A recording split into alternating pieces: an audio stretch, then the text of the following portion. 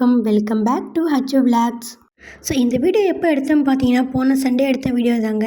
So என்னென்னா, மார்கழி உற்சவம்னாலே பெருமாள் கோவில் எல்லாமே விசேஷம் இல்லையா? ஸோ அதனால் வந்துட்டு இன்றைக்கி ஒரு சூப்பரான ஒரு கோவிலுக்கு தான் வந்து போகிறோம். ஸோ சண்டே காலையில் 5 மணிக்கெல்லாம் எழுந்து தலைக்கெல்லாம் குளிச்சுட்டு ஃபேமிலியோடு வந்துட்டு கோவிலுக்கு கிளம்பியாச்சுங்க. ஸோ இந்த கோவிலுக்கு வருஷம் வருஷம் பல்வேறு பகுதியிலேருந்து மக்கள் வந்து பாத யாத்திரா வந்துட்டு இந்த கோவிலுக்கு வந்துட்டு வருவாங்கங்க. ஸோ இன்றைக்கி வந்துட்டு கூட்டம் ரொம்பவே அதிகமாக தான் இருக்கும்னு நினைக்கிறேன். ஸோ அதனால் வந்துட்டு காலையிலே போனால் கொஞ்சம் கூட்டம் கம்மியாக இருக்கும். ஏன்னா பசங்களை கூட்டிகிட்டு போகிறதுனால கொஞ்சம் வந்துட்டு காலையிலே போகலாம் சொல்லிட்டு கிளம்பிட்டோங்க. அப்படி நம்ம எந்த கோவிலுக்கு போகிறோன்னா, கடலூர் மாவட்டம் சிங்கிரிகுடியில் அமைந்துள்ள ஸ்ரீ லக்ஷ்மி நரசிம்மர் கோவிலுக்கு தாங்க போயிட்டுருக்கோம். ஸோ இந்த கோவில் வந்துட்டு ஒரு 2000 வருடங்கள் பழமையாய்ந்த கோவில் வந்துட்டு சொல்கிறாங்கங்க. அதாவது நம்ம தமிழ்நாட்டிலே அமைந்துள்ள 8 நரசிம்மர் கோவில்களில் ரொம்பவே விசேஷம் வாய்ந்த கோவில் தாங்க இந்த லக்ஷ்மி நரசிம்மர் கோவில். ஸோ இப்போ வந்துட்டு டைம் பார்த்தீங்கன்னா கரெக்டாக காலையில் 7 மணி ஆகுதுங்க. கோவில் வந்துட்டு ரொம்ப தூரத்தில் இருக்குது. ஆனால் முன்னாடியே வந்துட்டு வழியெல்லாம் அடைச்சிட்டாங்க. ஸோ கியூ லைன் பண்ணி தான் வந்துட்டு அனுப்பி விட்றாங்க.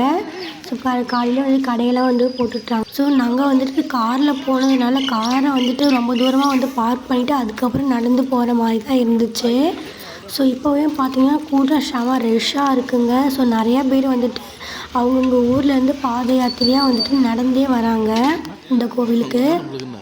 இங்கே பாருங்கள், கோவில் வந்துட்டு பக்கத்து தெருவில் இருக்குது. இந்த தெருவிலே வந்துட்டு கியூ வந்து போட்டுட்டாங்கங்க. அப்படி என்ன விசேஷம் இந்த கோவிலில் பார்த்தீங்கன்னா, நரசிம்மர் வந்துட்டு 16 திருக்கைகளுடன் இந்த கோவிலில் வந்து அமர்ந்திருக்காங்கங்க. நரசிம்மர் இறைஞனை வதம் பண்ணும்போது மேற்கு திசையை நோக்கி வதம் பண்ணாராங்க. அதனால் இந்த கோவில் வந்துட்டு மேற்கு திசையை நோக்கி அமைந்திருக்குங்க. அதாவது சுவாதி நட்சத்திரம் வரும் இல்லையா, அப்போ வந்துட்டு 3 கோவிலில் வந்துட்டு ஒரே நேர்கோட்டில் வந்து பார்த்தா ரொம்பவே விசேஷம் சொல்லுவாங்க இல்லையா, அதில் ஒன்று தாங்க நம்ம அபிஷேகப்பாக்கம் நரசிம்மர் கோவில். அப்புறம் வந்துட்டு பூவரசங்குப்பம், பரிக்கல், இந்த 3 கோவில்லையும் ஒரே அந்த சுவாதி நட்சத்திரத்தில் பார்த்தா ரொம்பவே நல்லதுன்னு வந்துட்டு சொல்லுவாங்க. நாங்கள் கல்யாணம் புதுசில் ஃபஸ்ட் டைம் வந்துட்டு இந்த 3 கோவிலுக்கும் வந்துட்டு போயிருக்கோம். அதுக்கப்புறம் இப்போ தாங்க இந்த கோவிலுக்கு வந்து வந்திருக்கோம். ஸோ கியூ வந்து பார்த்திங்கன்னா கொஞ்சம் கொஞ்சமாக நகருதுங்க. நாங்கள் வந்து இப்போ கிட்டத்தட்ட பார்த்திங்கன்னா 1.5 மணி நேரம் ஆகிடுச்சுங்க.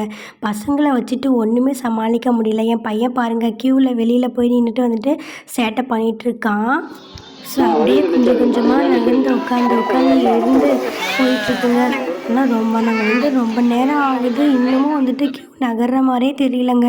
கொஞ்சம் கொஞ்சமாக பொறுமையாக போயிட்டுருக்கு. ஸோ நிறைய போலீஸ்லாம் வந்து பாதுகாப்புக்கு வந்து வந்திருந்தாங்க. ஸோ 2மே கை குழந்தைங்கள கூட்டிகிட்டு போனதுனால ஒன்றும் சமாளிக்க முடியலைங்க. என் பையன் சரியான சேட்டை பண்ணிக்கிட்டே இருக்கான்.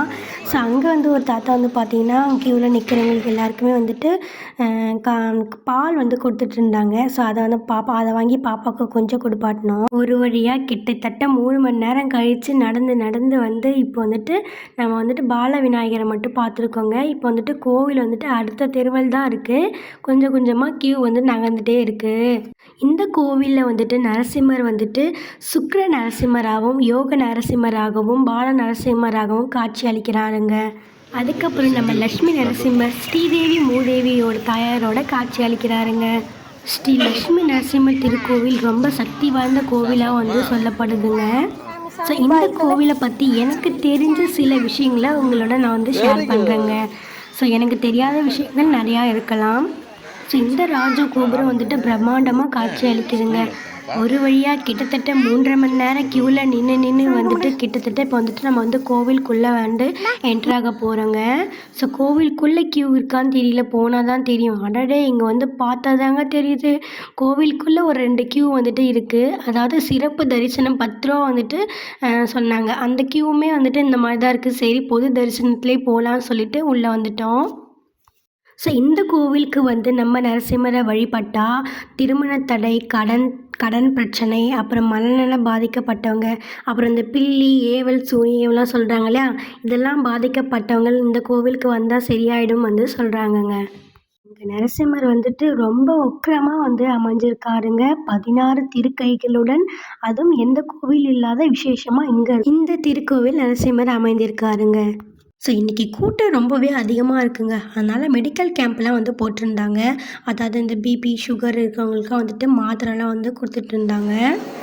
இந்த திருக்கோவில் காலை 7 மணியிலிருந்து மதியம் 12 மணி வரையும், மாலை 4:30 மணியிலிருந்து இரவு 8:30 மணி வரைக்கும் திறந்திருக்குங்க.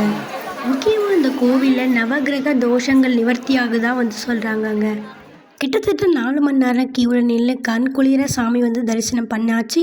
வெளியே வந்த உடனே பிரசாதம் போட்டாங்க, வாங்கி சாப்பிட்டு. இன்றைக்கி இந்த விளாக் அவ்வளோதாங்க. எனக்கு தெரிஞ்ச விஷயத்த உங்களோட ஷேர் பண்ணிக்கிட்டேன். வீடியோ பிடிச்சா லைக் பண்ணுங்கள்.